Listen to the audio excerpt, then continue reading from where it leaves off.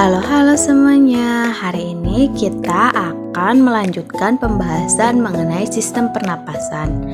Nah, pada kali ini kita akan mempelajari terkait mekanisme pernapasan. Bagaimana sih mekanisme pernapasan itu? Nah, untuk itu nonton terus videonya ya. Pernapasan itu dikendalikan oleh otot. Nah, otot di dalam sistem pernapasan disebut sebagai otot diafragma. Letak dari diafragma itu di bawah paru-paru. Pernapasan terbagi menjadi dua, yaitu yang pertama ada inspirasi. Inspirasi terjadi ketika kita menghirup udara. Yang kedua ada ekspirasi, terjadi pada saat kita menghembuskan udara.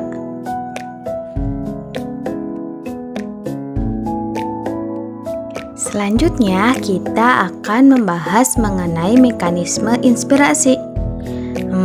Bagaimana ya mekanisme inspirasi itu? Inspirasi terjadi ketika kita menghirup udara. Nah, pada saat ini otot diafragma akan berkontraksi.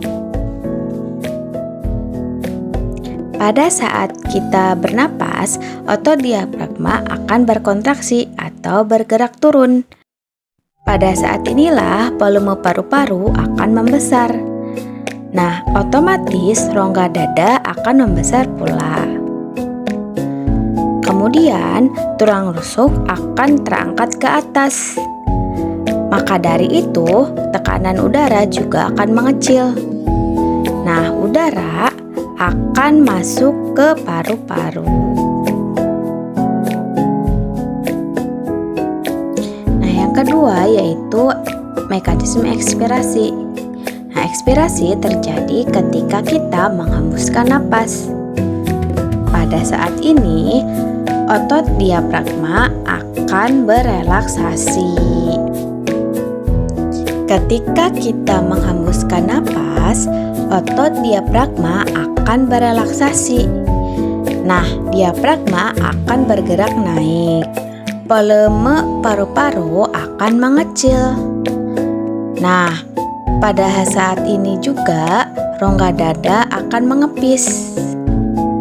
Karena rongga dada mengepis, maka tekanan udara di dalamnya akan membesar. Kemudian udara akan keluar.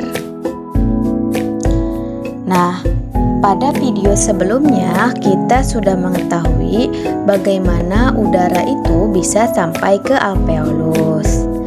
Nah, di alveolus itu nantinya akan terjadi pertukaran gas.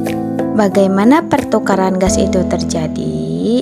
Nah, pertukaran gas terjadi di alveolus. Pertukaran gas terjadi antara oksigen dengan karbon dioksida di dalam kapiler yang terdapat di alveolus. Saat udara sampai di alveolus, dinding alveolus itu tipis sehingga oksigen di dalam udara bisa masuk ke sel darah melalui kapiler.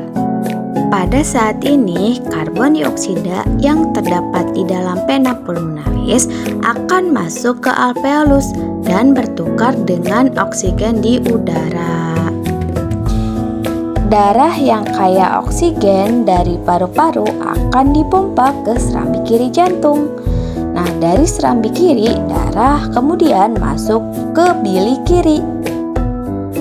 Dari bili kiri, darah yang kaya oksigen akan dialirkan ke seluruh tubuh.